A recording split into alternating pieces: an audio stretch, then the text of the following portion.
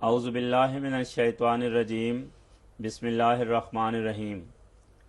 ناظرین کرام، ختم نبوت کے عنوان پہ پروگرام لے کر ہم آپ کی خدمت میں حاضر ہیں۔ اسی موضوع پر گزشتہ پروگرام میں ہم نے آیت خاتم النبیین پر گفتگو کی تھی اور میرے ساتھ محترم مولانا مبشر احمد کالوں صاحب شریک گفتگو ہیں۔ آپ نے گزشتہ پروگرام میں آیت خاتم النبیین کے مختلف تراجم جو مسلمان فرقوں میں رائج ہیں ان کا جائزہ لیا تھا اور اس حوالے سے جو جماعت احمدیہ کا موقف ہے وہ واضح کیا تھا۔ آج ہم گفتگو کا سلسلہ مزید آگے بڑھاتے ہیں اور کالوں صاحب سے میں یہ عرض کرتا ہوں کہ آپ یہ فرمائیں کہ کیا امت محمدیہ میں نبی کے آنے کا ذکر کہیں قرآن مجید میں بھی موجود ہے؟ قرآن کریم اللہ تعالیٰ کا کلام ہے، تو اللہ تعالیٰ نے اپنے کلام میں امت محمدیہ کے افراد کو بڑی عظیم الشان بشارات سے نوازا ہے۔ سورت نساء کی آیت نمبر 70 میں اللہ تعالیٰ فرماتا ہے وَمَن يُطِعِ اللَّهَ والرسول، جو لوگ اللہ تعالیٰ اور اللہ تعالیٰ کے اس رسول حضرت محمد مصطفیٰ صلی اللہ علیہ وسلم کی پیروی کریں گے، یہاں یہ فکرہ قابل غور ہے کہ عقل کیا کہتی ہے۔ جو لوگ پیروی کریں گے اللہ اور اللہ کے رسول کی، ان پیروی کرنے والوں کو انعام ملنا چاہیے یا سزا ملنی چاہیے؟ تو عقل یہی جواب دیتی ہے کہ پیروی کرنے والوں کو انعام ملنا چاہیے۔ چنانچہ اگلے جملے میں فرمایا کہ جو لوگ اللہ اور اللہ کے رسول حضرت محمد مصطفیٰ صلی اللہ علیہ وسلم کی پیروی کریں گے فَأُولَئِکَ، یہ جو لفظ فا ہے یہ پہلی بات کا نتیجہ بیان کرنے کے لیے استعمال ہوتا ہے کہ پیروی کرنے والوں کو پیروی کے نتیجے میں کیا ملے گا۔ فرمایا فَأُولَئِکَ، یہ پیروی کرنے والے الذین انعم اللہ علیہم، ان لوگوں میں شامل کیے جائیں گے جن پہ اللہ تعالیٰ نے انعام کیا تھا۔ فرمایا کن لوگوں پر اللہ نے انعام کیا تھا؟ جن میں اللہ اور اللہ کے اس رسول کی پیروی کرنے والے شامل ہوں گے۔ فرمایا من النبیین والصدیقین والشہداء والصالحین، وہ لوگ جن پہ اللہ نے انعامات کیے تھے وہ انبیاء تھے، وہ صدیقین تھے، وہ شہداء تھے، وہ صالحین تھے، اور اللہ اور اللہ کے اس رسول کی اطاعت کرنے والے اس اطاعت کے نتیجے میں ان انعام پانے والے افراد میں شامل ہوں گے۔ اب اطاعت کرنے والے کئی قسم کے ہوتے ہیں، کچھ اطاعت کرنے والے صالحین کے گروہ میں شامل ہو جائیں گے، کچھ اطاعت کرنے والے وہ شہداء کے زمرہ میں شامل ہو جائیں گے، کچھ اطاعت کرنے والے صدیقوں کے گروہ میں شامل ہو جائیں گے، اور کچھ اطاعت کرنے والے نبیوں کی جماعت میں شامل ہو جائیں گے۔ تو اس آیت نے امت محمدیہ کے افراد کو بہت بڑی بشارت سے نوازا ہے کہ تم اللہ اور اللہ کے اس رسول کی اطاعت کرو تو اپنی اپنی اطاعت کے نتیجے میں خدا تعالیٰ تمہیں بلند روحانی مقامات سے نوازے گا۔ کوئی صالح بن جائے گا، کوئی شہید بن جائے گا، کوئی صدیق بن جائے گا، کوئی نبی بن جائے گا۔ تو اگر خدا تعالیٰ نے اس امت کے افراد میں سے کسی فرد کو حضرت رسول پاک صلی اللہ علیہ وسلم کے فیض کی برکت سے اور آپ کی غلامی کے طفیل نبی کا مقام کسی کو دینا ہی نہیں تھا، تو پھر یہ فکرہ اللہ تعالیٰ نے قرآن پاک میں نہیں بیان فرمانا تھا۔ کالوں صاحب، بعض لوگ یہ کہتے ہیں کہ امت محمدیہ کے لیے جو انعامات ہیں ان میں صدیق، شہید اور صالح، یہ تو ٹھیک ہے، یہ تو لوگوں کو ملیں گے، لوگ بنیں گے، لیکن نبی نہیں بن سکتے۔ بڑی عجیب بات ہے کہ اللہ تعالیٰ نے ان چاروں الفاظ کو ایک لفظ کے نیچے داخل کیا ہے۔ تو ان چاروں مراتب کو ایک لفظ کے نیچے داخل کر کے یہ مفہوم پیدا کر دیا کہ یا تو اس امت میں یہ چاروں انعامات کے حصول کا دروازہ کھلا ہے، یا اس امت میں یہ چاروں ہی انعامات کا دروازہ بند ہے۔ تو اگر یہ مانیں تو یہ بہت بڑے افسوس کی بات بن جاتی ہے کہ وہ امت جس کو خدا تعالیٰ مخاطب کر کے فرماتا ہے کنتم خیر امتن، تم تمام انبیاء کی امتوں سے سب سے اعلیٰ امت ہو، کہ پہلی امتوں کے افراد میں سے تو کئی نبی تھے، کئی صدیق تھے، کئی شہید تھے، کئی نیک تھے، مگر یہاں نبی نہیں ہوگا۔ اگر نبی نہیں ہوگا تو وہی نتیجہ اگلے لفظ پہ، پھر یہاں پہ صدیق بھی کوئی نہیں ہوگا، شہید بھی کوئی نہیں ہوگا، نیک بھی کوئی نہیں ہوگا، تو پھر کون ہوں گے؟ کیا نعوذ باللہ سارے برے ہی ہوں گے اس امت میں؟ اگر اس امت میں نیک بھی کوئی نہیں آنا، شہید بھی کوئی نہیں آنا، صدیق بھی کوئی نہیں آنا، نبی بھی کوئی نہیں آنا، تو پھر یہ سب سے اعلیٰ امت کیسے بنتی؟ صحیح ہے، اکٹھا ذکر ہے، اگر ملیں گے تو سارے ملیں گے، نہیں ملیں گے کوئی بھی نہیں ملے گا، کیونکہ ایک جملہ ہے تو اس جملے کے نتیجے میں یا وہ ادھر ہوگا یا ادھر ہوگا، یا وہ چاروں انعامات کا دروازہ کھلا ہے یا چاروں انعامات کا دروازہ بند ہے، بیچ میں سے ایک کو الگ نہیں، ایک تو الگ کر نہیں سکتے۔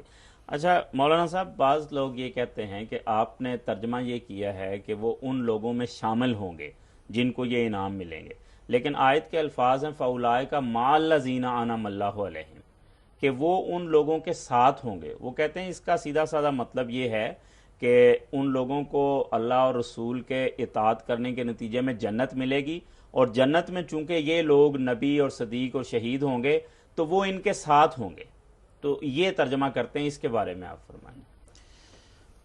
پہلی بات تو یہ ہے کہ اس آیت میں جنت کا لفظ ہی موجود نہیں، نہ قیامت کا لفظ موجود ہے۔ اس لیے بغیر کسی دلیل کے اس آیت کے بارے میں یہ اصرار کرنا کہ یہ ان کو رفاقت جنت میں قیامت کے دن نصیب ہوگی، یہ بات درست نہیں ہے۔ حدیثوں میں تو بلکہ ہر مسلمان کی خواہش ہے کہ میں دنیا میں تو صحابہ کے علاوہ دنیا میں تو تمام مسلمانوں کو رسول پاک صلی اللہ علیہ وسلم کا دیکھنا نصیب نہیں ہوا، آپ کی صحبت ہمیں میسر نہیں آئی، لیکن دنیا میں ہر مسلمان کے دل کی تڑپ ہے کہ کم از کم آخرت میں تو مجھے آپ کی رفاقت نصیب ہو۔ اگر اس آیت میں قیامت کا ذکر ہوتا تو آیت کے الفاظ یہ ہونے تھے کہ میں یطع اللہ والرسول، جو لوگ اللہ تعالیٰ اور اللہ تعالیٰ کے اس رسول کی اطاعت کریں گے، فَأُولَٰئِکَ مَعَ مُحَمَّدٍ رسول اللہ یوم القیامت، وہ قیامت کے دن محمد رسول اللہ صلی اللہ علیہ وسلم کے ساتھ ہوں گے، مگر وہ فکرہ یہاں پہ ہے ہی نہیں۔ قرآن کریم سورۃ بنی اسرائیل میں فرماتا ہے یوم ندعو کل اناس بامامہم، قیامت کے دن ہم تمام امتوں کو ان کے اپنے اپنے نبی کے ساتھ اکٹھا کریں گے، ساری امتیں اپنے نبی کے ساتھ آئیں گی۔ اب یہ کتنی بڑی ہمارے لیے صدمے کی بات ہے کہ باقی تو ساری امتیں بروز قیامت اپنے اپنے نبی کے ساتھ ہوں، اور ہم اپنے نبی کی بجائے پہلے قوموں کے نبیوں، صدیقوں، شہیدوں اور نیکوں کے ساتھ ہوں۔ تو گویا قیامت کے دن بھی ہمیں ہمارے نبی کی رفاقت نصیب نہیں ہوگی، آپ کی صحبت اور معیت نصیب نہیں ہوگی۔ دوسرے یہ کہ اگر اس آیت میں جنت کا ذکر ہوتا تو جب یہ کہہ دیا گیا کہ وہ نبیوں کے ساتھ ہوں گے، سب سے اونچے مقام کا تذکرہ کر دیا، تو پھر چھوٹے مقام صدیقین، شہداء اور نیکوں کے ساتھ ہوں گے، اس کا ذکر کرنے کی ضرورت ہی نہیں تھی۔ کیونکہ جب سب سے بڑی چیز کا ذکر کر دیا جائے، جب سب سے بڑے مرتبے کا، سب سے بڑے نام کا تذکرہ کر دیا جائے، تو پھر چھوٹی چیزوں کا تذکرہ کرنا وہ فصاحت و بلاغت کے خلاف ہے۔ عقل کے بھی خلاف ہے۔ اگر کسی انسان کا ہم تعارف کرائیں کہ صاحب یہ ایم اے پاس ہیں اور اس کے بعد یہ کہیں کہ یہ پرائمری بھی ہیں اور میٹرک بھی ہیں، تو سننے والا ہنسے گا کہ بھئی تمہارا دماغ درست ہے۔ جب سب سے اونچی ڈگری کا ذکر کر دیا کہ یہ ایم اے پاس ہے، تو پھر ایم اے کا تذکرہ کرنے کے بعد چھوٹی ڈگری کا ذکر کرنا وہ بے محل بن جاتا ہے، خلاف عقل بھی ہے اور فصاحت و بلاغت کے بھی خلاف ہے۔ اس لیے اگر اللہ تعالیٰ اس آیت میں یہ مضمون بیان کرنا چاہتا کہ اللہ تعالیٰ اور اللہ تعالیٰ کے اس رسول کی اطاعت کرنے والے قیامت کے دن نبیوں کے ساتھ ہوں گے، اول تو یہ ہے کہ ہماری تو خواہش ہے کہ ہمیں حضرت محمد رسول اللہ صلی اللہ علیہ وسلم کی سعادت رفاقت نصیب ہو، نہ کہ پہلے نبیوں کی، کیونکہ جو ہمارے دلوں میں محبت اور عقیدت اور کشش حضرت محمد مصطفیٰ صلی اللہ علیہ وسلم کے لیے پائی جاتی ہے، وہ پہلے انبیاء کی نسبت نہیں ہے۔ تو بجائے یہ کہنے کے کہ اللہ اور رسول کی اطاعت کرنے والے حضرت محمد رسول اللہ صلی اللہ علیہ وسلم کے ساتھ ہوں گے جنت میں، یہ کہا گیا کہ انعم اللہ علیہم۔ اس آیت کے نزول سے پہلے جو انبیاء آئے تھے ان کے ساتھ ہوں گے، تو بھئی ہمیں کیا فائدہ؟ اور پھر یہ اگر یہی مضمون تھا کہ نبیوں کے ساتھ بیان کرنا مقصود ہے، تو پھر اس کے بعد والصدیقین والشہداء والصالحین کی ضرورت ان کی ضرورت باقی نہیں۔ بات یہ ہے کہ عربی زبان میں لکھا ہے کہ مع اس کی بنیادی طور پر 3 شکلیں ہوتی ہیں۔ مع کے معنی ہے ساتھ۔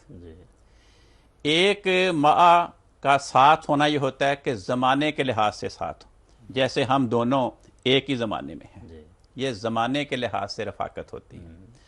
دوسرا ساتھ ہونے کی شکل یہ ہے کہ جگہ کے لحاظ سے ساتھ ہوں، مکان کے لحاظ سے ساتھ ہوں، جیسے ہم دونوں ایک کمرے میں بیٹھے ہوئے ہیں، تو ہم دونوں کو آپس میں زمانی معیت بھی حاصل ہے اور مکانی معیت بھی حاصل ہے۔ اس ساتھ ہونے کی تیسری قسم یہ ہوتی ہے اضافی قسم کی، جیسے فلاں فلاں کا بھائی ہے، کہتے ہیں یہ اضافی قسم کی معیت ہے کہ دونوں ایک دوسرے کے بھائی ہیں، وہ اس کا بھائی ہے وہ اس کا بھائی ہے۔ کہتے ہیں چوتھی قسم، چوتھی شکل ساتھ ہونے کی یہ ہوتی ہے کہ وہ ہم مرتبہ ہوں، مرتبہ اور انعامات پانے کے لحاظ سے ایک دوسرے کے ساتھ ہوں، جو اس کو انعام ملا وہی اس کو انعام ملے، جو اس کو مرتبہ ملا وہی اس کو مرتبہ ملے۔ چنانچہ قرآن کریم کی سب سے بڑی ڈکشنری جو امت میں تسلیم کی جاتی ہے وہ امام راغب رحمۃ اللہ علیہ کی کتاب مفردات ہے، اس میں اس مضمون کو بیان کیا گیا، وہ میں آپ کو سناتا ہوں۔ ضرور۔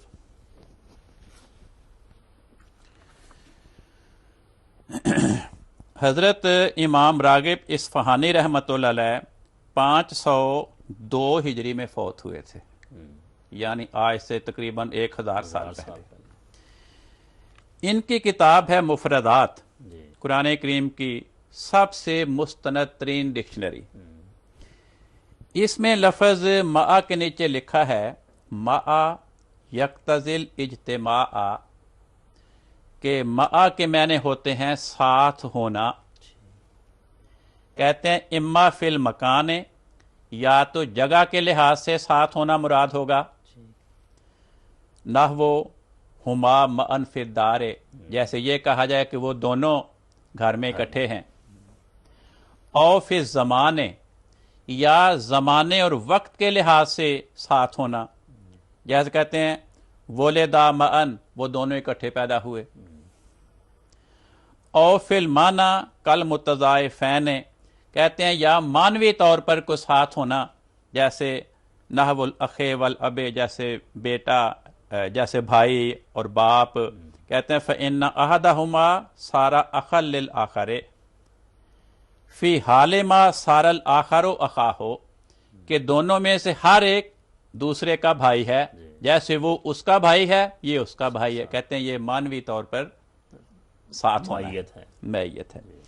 کہتے ہیں چوتھی شکل کیا ہے، وَإِمَّا فِي الشَّرَفِ وَالرُّتْبَةِ، کہ دونوں کو بزرگی کے لحاظ سے وَالرُّتْبَةِ، اور رتبہ پانے کے لحاظ سے رفاقت نصیب ہو، جو رتبہ اس کو ملا وہ اس کو ملے، جو بزرگی اس کو ملی وہ اس کو ملے، جو درجات اسے ملے وہ اسے ملے۔ اب یہ آیت کہ جو لوگ اللہ اور اللہ کے اس رسول کی اطاعت کریں گے، اب یہ لفظ بتا رہا ہے کہ یہاں پر انعام بیان ہونا چاہیے اس کے نتیجے میں، نہ کہ محض ساتھ ہونا۔ محض ساتھ ہونا تو کوئی انعام نہیں، جی ورنہ سب سے بڑے نبی حضرت محمد مصطفیٰ صلی اللہ علیہ وسلم کے ساتھ، ان کے ساتھ سب سے بڑا کافر ابو جہل بھی ساتھ ہی کھڑا ہوتا تھا، اسی شہر میں تھا، رشتہ دار تھا۔ ابو لہب وہیں ہوتا تھا، ساتھ ساتھ رہتا تھا، منافقین بھی آپ کے ساتھ تھے۔ تو محض ساتھ ہونا کوئی خوبی کی بات نہیں۔ تو پھر اس آیت میں چاروں میں سے کون سی معیت مراد ہوگی؟ شرف اور رتبے کے لحاظ سے، کہ جو لوگ اللہ اور اس کے رسول کی اطاعت کریں گے وہ انعامات پانے کے لحاظ سے ان لوگوں کے ساتھ ہوں کہ جن پہ اللہ نے انعام کیا تھا، یعنی نبیوں کے انعامات پائیں گے، صدیقوں کے انعامات پائیں گے، شہیدوں کے انعامات پائیں گے، نیکوں کے انعامات پائیں گے۔ تو اس میں یہ بشارت دی گئی ہے۔ چنانچہ یہ مثالیں کہ اس مفہوم میں مع کا لفظ استعمال ہو قرآن کریم میں بھی پائی جاتی ہیں۔ نمونے کے طور پہ میں ایک تو آپ کو پیش کرتا ہوں۔ جی یہ قرآن مجید، یہ آیت جو میں نے پڑھی تھی جی یہ سورۃ نساء کی آیت نمبر 70 ہے، جی، جس کی میں وضاحت کر رہا ہوں۔ من یطع اللہ ولی، من یطع اللہ والی، اسی آیت اسی صورت میں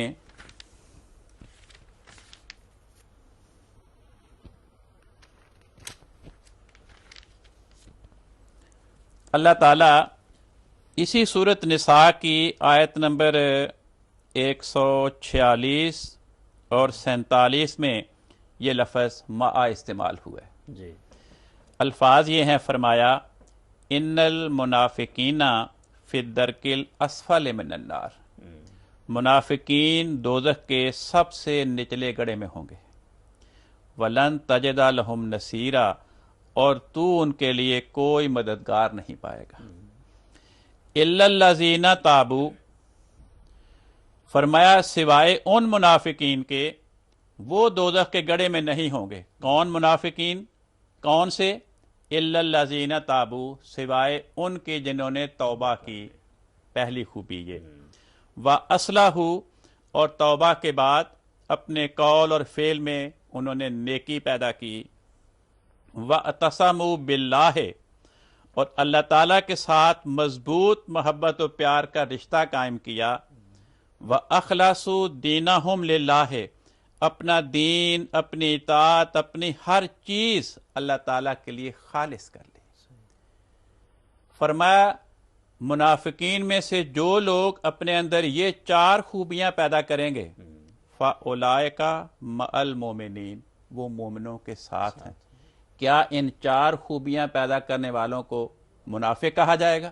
ہرگز نہیں۔ کہ ہیں تو یہ منافق لیکن ویسے مومنوں کے ساتھ ہیں، جیسے مسجد نبوی میں حضرت محمد مصطفیٰ صلی اللہ علیہ وسلم بھی تشریف فرما ہوتے تھے، وہاں صحابہ مخلصین بھی بیٹھے ہوتے تھے، اور اسی محفل میں منافقین بھی بیٹھے ہوتے تھے۔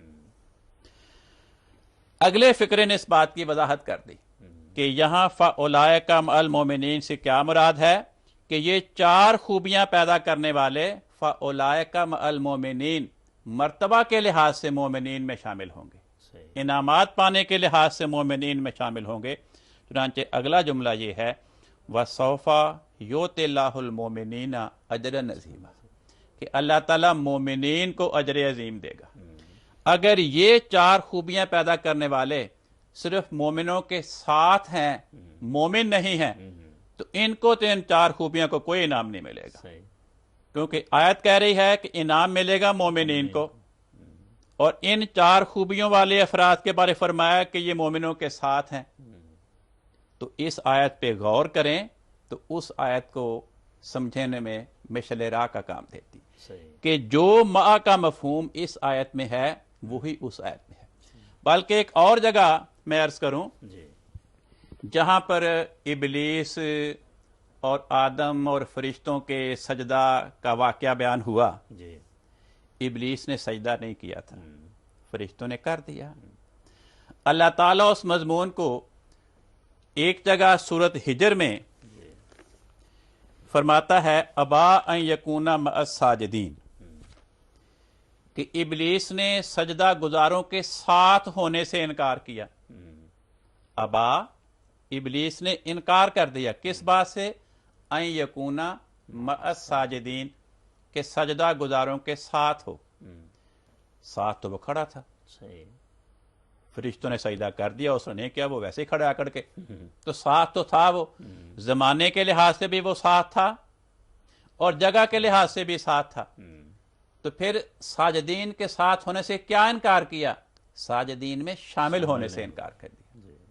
اس نے آدم کو سجدہ کرنے والوں کے گروپ میں شامل ہونے سے انکار کر دیا، گویا سجدہ گزار بننے سے انکار کر دیا. چنانچہ یہی مضمون جو ابلیس کے بارے میں اللہ تعالیٰ نے سورت ہجر میں مع کے لفظ سے بیان کیا ہے، اسی کو سورت آراف میں فرمایا لم یکم من الساجدین. لم یکم من الساجدین، کہ ابلیس سجدہ گزاروں میں سے نہیں تھا. تو ان ایک ہی واقعہ کو دو الفاظ سے قرآن کریم نے بیان کر کے ہمیں یہ حقیقت سمجھا دی کہ بعض اوقات مع کا لفظ من کے مفہوم میں استعمال ہوتا ہے، جیسے ابلیس کے واقعے میں استعمال ہوا. تو وہی مفہوم جو ابلیس کے واقعہ میں ہے، وہی مفہوم سورۃ نساء کی آیت نمبر 70 میں ہے. اصل بات یہ ہے کہ آیت میں 2 مرتبہ من کا لفظ آ رہا تھا. اگر ایک ہی آیت میں 2 مرتبہ من آئے تو آیت کے حسن میں فرق پڑتا تھا. اس لیے اللہ تعالیٰ نے جہاں من کی جگہ مع استعمال ہو سکتا تھا وہاں پہ مع استعمال کر دیا، دوسری جگہ پہ من رہنے دیا. تو یہ وجہ ہے کہ فرمایا وَمَن يُطِعِ اللَّهَ وَالرَّسُولَ، جو لوگ اللہ اور اللہ کے اس رسول کی اطاعت کریں گے، فَأُولَئِكَ مَعَ الَّذِينَ، اس مثال کے لحاظ سے کیا ترجمہ بن گا؟ فَأُولَئِكَ مِنَ الَّذِينَ أَنْعَمَ اللَّهُ عَلَيْهِمْ، کہ یہ اطاعت کرنے والے ان لوگوں میں سے ہوں گے جن پہ اللہ نے انعام کیا. اب انعام کی تشریح کرنے مقصود تھی کہ انعام پانے والے کون؟ فرمایا من النبیین، اس کو گرامر میں کہتے ہیں من بیانیہ، کہ وہ اس کی تشریح کر رہا ہے. تو یہاں پر من کے بغیر گزارا نہیں تھا. تو ایک ہی فکرے میں ایک ہی آیت میں 2 مرتبہ من آئے تو کلام کا حسن وہ متاثر ہوتا تھا. اس لیے پہلی جگہ پہ من کی جگہ مع استعمال کر دیا اور دوسری جگہ پہ خدا تعالیٰ نے من رہنے دیا. جزاکم اللہ، بڑی وضاحت سے آپ نے اس پہ روشنی ڈالی ہے اور قرآن مجید کی فصاحت کا بھی ذکر آیا اور اس آیت کا جو حقیقی مفہوم ہے وہ بھی سمجھ آیا. بعض لوگ یہ کہتے ہیں کہ اس آیت میں تو صرف رفاقت کا ذکر ہے جو جنت میں ملے گی، امتیوں کے جو درجات ہیں، جو مقام ہے، اس کا اس آیت میں ذکر نہیں ہے. باقی بعض آیات میں قرآن مجید میں ذکر ہے کہ وہ صدیق ہوں گے یا شہید یا صالح ہوں گے. اگر یہ مان لیں تو پھر نتیجہ یہ نکلتا ہے کہ اس آیت میں اور دوسری آیات میں آپس میں ٹکراؤ پایا جاتا ہے.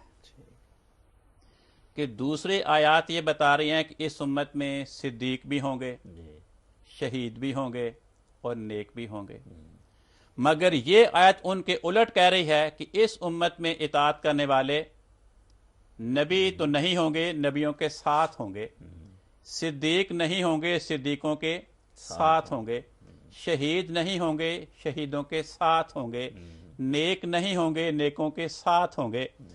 تو اگر یہ مضمون اس آیت کا بیان کریں تو پھر یہ دوسری آیات سے ٹکرا جاتی ہے. اور قرآن کریم نے ہمیں نصیحت کی کہ کبھی بھی کسی آیت کا ایسا مفہوم نہیں مراد لینا چاہیے جس کے نتیجے میں بعض آیات کا آپس میں تضاد اور ٹکراؤ ثابت. چنانچہ قرآن پاک فرماتا ہے، اسی سورۃ نساء میں ہی فرماتا ہے، افلا یتدبرون القرآن، لوگ قرآن پہ غور کیوں نہیں کرتے؟ لو کانا من عند غیر اللہ، اگر یہ قرآن اللہ کا کلام نہ ہوتا، لوجدوا فیہ اختلافا کثیرا، تو وہ اس قرآن میں بہت سا اختلاف پاتے. اس آیت میں ہمیں یہ سمجھایا گیا کہ اگر ہم کسی آیت کا ایسا مطلب بیان کریں جو دوسری آیات کے بیان شدہ مطلب کے خلاف ہو، اگر ان آیات میں تضاد ثابت ہو تو آیات میں تضاد کا پایا جانا اس بات کی دلیل ہوگی کہ یہ قرآن نعوذ باللہ خدا کا اللہ کا کلام کلام نہیں ہے۔ نہیں۔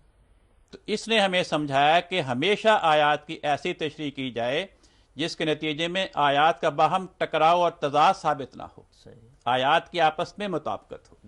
تو وہ اسی طرح ہو سکتی ہے کہ ان آیات میں بھی یہی بیان ہوا کہ اس امت میں صدیق، شہید اور نیک آئیں گے، اس میں بھی یہی بیان ہوا کہ اس امت میں نبی، صدیق، شہید اور نیک ہوں گے۔ جزاک اللہ۔ اچھا کامل صاحب، آخری سوال آج کے پروگرام کا یہ ہے کہ آپ نے جو تشریح کی ہے کہ اس سے مراد یہ ہے کہ امت کے افراد ان انعام یافتہ گروہ میں شامل ہوں گے اور یہ انعامات ان کو دنیا میں بھی ملیں گے اور آخرت میں بھی ظاہر ہے ملیں گے۔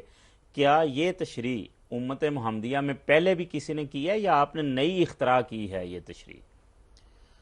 بات یہ ہے کہ فرض کریں جی کہ امت میں پہلے کسی نے یہ تشریح بیان نہیں کی، جی یا کسی نے تشریح بیان کی لیکن ہمیں اس کا علم نہیں کہ کس کس نے بیان کی، جی تو اس سے اگر ہماری تشریح قرآن کریم کی آیات کے مطابق ہو، حضرت رسول پاک صلی اللہ علیہ وسلم کے فرمودات کے مطابق ہو، عربی زبان کی گرامر اس کے مطابق ہو، امت کی شان اور عقل کے مطابق ہو، تو وہ ہمیں قبول کرنی چاہیے۔ صحیح۔ لیکن اور دیکھیں، سب سے شاندار تشریح قرآن پاک کی وہ وجود کرے گا جس پہ قرآن کا نزول ہوا، بے شک، وہ حضرت محمد محمد مصطفیٰ صلی صلی اللہ علیہ وسلم کا وجود ہے۔ اگر آپ یہ سمجھتے کہ میری امت میں نبی پیدا نہیں ہو سکتا، جی میری امت کو کسی نبی کے آنے کی ضرورت نہیں ہے، تو آپ کبھی بھی اپنی امت کو خدمت اسلام کے لیے مسیح نبی اللہ کے آنے کی بشارت نہ دیتے۔ ٹھیک۔ بعض لوگ کہہ دیتے ہیں کہ جی اس سے مراد تو اسرائیلی مسیح ہے۔ جی بھئی اسرائیلی ہو یا نہ ہو، نبی کا آنا تو ثابت ہو گیا نا۔ بالکل۔ بعض کہتے ہیں کہ نہیں، وہ پہلے نبی تھا، اب نبی نہیں ہوگا، اب وہ امتی بن کے آئے گا۔ بھئی امتی اگر بن کر آئے گا تو یا وہ نیک ہوگا یا شہید ہوگا یا صدیق ہوگا یا نبی ہوگا۔ جی کس قسم کا امتی بن کر آئے گا؟ کیا وہ امتی نبی بن کر آئے گا، یا امتی صدیق بن کر آئے گا، یا امتی شہید بن کر آئے گا، یا امتی نیک بن کر آئے گا؟ جی نیچے کے تینوں مقامات کو لفظ ولی اللہ کور کر لیتا ہے، جی اوپر کے مقام کو نبی اللہ کور کرتا ہے۔ تو اگر تو رسول پاک صلی اللہ علیہ وسلم نے اپنی امت کو خدمت اسلام کے لیے مسیح ولی اللہ کے آنے کی بشارت دی ہے، جی تو پھر مسیح ولی اللہ اس امت میں آئے گا، خواہ وہ ولی اللہ صالح کا مقام رکھتا ہو، خواہ وہ شہید کا مقام رکھتا ہو، خواہ وہ صدیق کا مقام رکھتا ہو۔ لیکن صحیح احادیث تو درکنار، جی کسی ضعیف حدیث میں بھی آنے والے مسیح کو مسیح ولی اللہ نہیں کہا گیا، ٹھیک ہے۔ بلکہ اسے مسیح نبی اللہ کے لقب سے یاد کیا گیا۔ چنانچہ صحیح مسلم میں، ابن ماجہ میں، مشکات شریف میں، مسند احمد بن حنبل میں، ریاض الصالحین میں یہ حدیث موجود ہیں کہ حضرت محمد مصطفیٰ صلی اللہ علیہ وسلم نے خدمت اسلام کے لیے اپنی امت کو جس مسیح کے آنے کی بشارت دی، اسے 4 مرتبہ نبی اللہ بیان فرمایا۔ ٹھیک ہے۔ تو جس مسیح کو حضرت محمد مصطفیٰ صلی اللہ علیہ وسلم نبی اللہ بیان فرمائیں، ہماری کیا مجال ہے کہ کلمہ تو اس نبی کے نام کا پڑھیں لیکن اس کی بات کی مخالفت کر کے کہیں کہ نبی اللہ نہیں ولی اللہ ہو۔ دوسرا اس بات پہ غور کریں، وہ اس بشارت کی تشریح یہ کر دیتے ہیں کہ پہلے سے پیدا شدہ مسیح آئے گا اسرائیلی، ہماری امت میں نبی پیدا نہیں ہوگا۔ حضرت رسول پاک صلی اللہ علیہ وسلم نے اس غلطی کا بھی ازالہ فرما دیا اپنے کلام میں۔ 2-3 باتیں آپ نے بیان فرمائی۔ جی ایک تو آپ نے یہ فرمایا کہ مسیح کا نزول ہوگا۔ ٹھیک ہے۔ اب نبی کے لیے نزول کا لفظ کس مفہوم میں استعمال ہوتا ہے، یہ مسئلہ قرآن کریم نے حل کر دیا۔ اللہ تعالیٰ سورۃ طلاق میں صحابہ کو اور حضرت صلی اللہ علیہ وسلم کے زمانے کے دیگر افراد کو مخاطب کر کے فرماتا ہے، قَدْ أَنزَلَ اللَّهُ إِلَيْكُمْ، جی اللہ تعالیٰ نے تمہاری طرف نازل کیا، ذکر الرسولاً، نصیحت کرنے والا رسول، یتلو علیکم آیات اللہ، جو تم پہ اللہ تعالیٰ کی آیات کی تلاوت کرتے ہیں۔ صحیح۔ امت کے تمام علماء اس بات پہ متفق ہیں کہ حضرت رسول پاک صلی اللہ علیہ وسلم کے لیے جو اللہ تعالیٰ نے لفظ نزول بیان فرمایا، اس کا مطلب پیدا ہونا اور مبعوث ہونا ہے، جی۔ نہ کہ آسمان سے زمین پہ آنا۔ تو جب رسول پاک صلی اللہ علیہ وسلم کے لیے اللہ تعالیٰ نے نزول کا لفظ بیان کر کے یہ ہمیں سمجھایا کہ خدا نے حضرت محمد مصطفیٰ صلی اللہ علیہ وسلم کو پیدا کیا ہے، آپ کو مبعوث فرمایا ہے، تو کیا رسول پاک صلی اللہ علیہ وسلم نبی کے نزول کی نسبت جو اللہ تعالیٰ نے محاورہ استعمال فرمایا اس کے الٹ ہمیں بشارت دیں گے؟ ہو نہیں سکتا۔ تو آپ نے یہ نہیں فرمایا کہ مسیح واپس آئے گا جی۔ یا مسیح آسمان پہ زندہ ہے، فرمایا مسیح نازل ہوگا۔ جی۔ تو مسیح نازل ہوگا کہہ کہ آپ نے ہمیں بشارت دے دی کہ مسیح میری امت میں پیدا ہوگا۔ تو آپ نے مسیح نبی اللہ کے پیدا ہونے کی بشارت کس آیت سے استنباط فرمائی؟ اس کا حضور نے آیت کا تو ذکر نہیں کیا، لیکن یہ تو سیدھی سی بات ہے کہ حضرت رسول پاک صلی اللہ علیہ وسلم کا کلام کسی نہ کسی آیت کی تشریح پہ مشتمل ہے۔ بالکل صحیح۔ دوسرا آپ نے ہمیں یہ نکتہ سمجھایا، مثلا حدیث کی کتابوں میں جی۔ سب سے اول نمبر کی کتاب صحیح بخاری ہے۔ جی۔ صحیح بخاری میں 5-6 مقامات پر حدیثیں ہیں جن میں یہ بیان کیا گیا کہ ابراہیم، موسیٰ اور عیسیٰ کے ساتھ، ابراہیم اور موسیٰ کے ساتھ حضرت رسول پاک صلی اللہ علیہ وسلم نے حضرت عیسیٰ کو دیکھا۔ ٹھیک ہے۔ یہ گزشتہ انبیاء کا ذکر ہے۔ جی۔ اور جہاں جہاں پر بھی عیسیٰ علیہ السلام کو حضرت ابراہیم اور حضرت موسیٰ کے ساتھ دیکھا، صحیح بخاری میں 6-7 مقامات میں سے ہر مقام پہ حضرت عیسیٰ کا حلیہ سرخ رنگ کا بیان فرمایا، جو شامی افراد کا، کیوں وہ شامی تھے۔ جی۔ 5-6 مقامات پہ یہ ذکر ہے کہ میری امت میں دجال آئے گا اور مسیح آئے گا۔ اب دجال کے ساتھ جس مسیح نے آنا ہے وہ مستقبل کی بات ہے، جی۔ جو امت محمدیہ میں واقع رونما ہونا ہے۔ وہاں پر ہر موقع پہ صحیح بخاری میں جو آنے والے مسیح کا حلیہ بیان ہوا وہ گندمی رنگ کا ہے۔ اب کجا شامی رنگ، سرخ رنگ کا مسیح، اس کے آنے کا ذکر نہیں فرمایا۔ تو یہ دو رنگت، دو قسم کا حلیہ بیان کر کے حضرت محمد مصطفیٰ صلی اللہ علیہ وسلم نے ہمیں یہ مسئلہ سمجھا دیا کہ وہ جو سرخ رنگ والا شامی اسرائیلی مسیح تھا وہ میری امت میں دجال کا مقابلہ کرنے کے لیے نہیں آئے گا۔ میری امت میں کوئی اور مسیح آئے گا تو وہ کہاں سے آئے گا؟ وہ پیدا ہوگا اور گندم گوں ہوگا، وہ گندمی رنگ کا ہوگا۔ تو جو ہم نے اس آیت کی تشریح کی کہ اس آیت میں نبی کے امت محمدیہ میں نبی کے پیدا ہونے کی بشارت دی گئی ہے، وہی مضمون حضرت محمد مصطفیٰ صلی اللہ علیہ وسلم مسیح نبی اللہ کے امت میں پیدا ہونے کی بشارت دے کے ہمیں سمجھا رہے ہیں۔ ایک اور بات پہ غور فرمائیں، طبرانی میں حدیث ہے کہ حضرت رسول پاک صلی اللہ علیہ وسلم فرماتے ہیں الا انہ خلیفتی فی امتی، کہ جو مسیح میری امت میں آئے گا وہ میری امت میں میرا خلیفہ اور جانشین ہوگا۔ آپ قرآن کریم سے پوچھیں کہ اس امت میں آنے والا خلیفہ کون ہوگا، تو قرآن کریم سورۃ نور میں یہ بشارت دیتا ہے، فرمایا وعد اللہ الذین آمنوا منکم وعملوا الصالحات، اے محمد مصطفیٰ صلی اللہ علیہ وسلم پر ایمان لانے والے مسلمانوں، تم میں سے جو سچے ایماندار اور نیک ہوں گے لَيَسْتَخْلِفَنَّهُمْ فِي الْأَرْضِ، ان کو خدا خلیفہ بنائے گا۔ اور کیسے بنائے گا؟ كَمَا اسْتَخْلَفَ الَّذِينَ مِن قَبْلِهِمْ، جس طرح کے پہلے خلیفے تھے اس قسم کا خلیفہ بنائے گا۔ اب حضرت عیسیٰ علیہ السلام کہ امت محمدیہ میں خلیفہ بن کے آنے کا خیال اس آیت نے دور کر دیا۔ یہ آیت بتا رہی ہے کہ امت محمدیہ میں آنے والے خلفاء منکم، تم میں سے ہوں گے، اور پہلی امتوں کے خلفاء کے مثیل اور مشابہ ہوں گے۔ پہلی امتوں کے خلفاء یہاں پہ خود نہیں آئیں گے بلکہ ان امتوں کے خلفاء کے مشابہ اور مثیل یہاں پہ آئیں گے۔ تو اس آیت کی روشنی میں یہ پیش گوئی کہ میری امت میں آنے والا مسیح میرا خلیفہ ہوگا، हमें यह समझा दिया कि आने वाला मसीह नबीउल्लाह मेरी उम्मत में पैदा होगा, बनी इसराइल की उम्मत का फर्द यहाँ पे मेरी उम्मत में मेरा खलीफा नहीं आएगा। सही मुस्लिम में एक और हदीस, हजरत रसूल पाक सल्लल्लाहु अलैहि वसल्लम फरमाते हैं, ऐ मुसलमानों, तुम्हारी कितनी खतरनाक हालत होगी जब इब्ने मरियम तुम में नाजिल होगा, फा अम्माकुम मिनकुम, और वो इब्ने मरियम तुम में से होगा, तुम्हारी इमामत और रहनुमाई करेगा। सही। फा अम्माकुम मिनकुम, कि वो इब्ने मरियम तुम में से होगा, बनी इसराइल में से नहीं होगा, और वो तुम्हारी इमामत करेगा।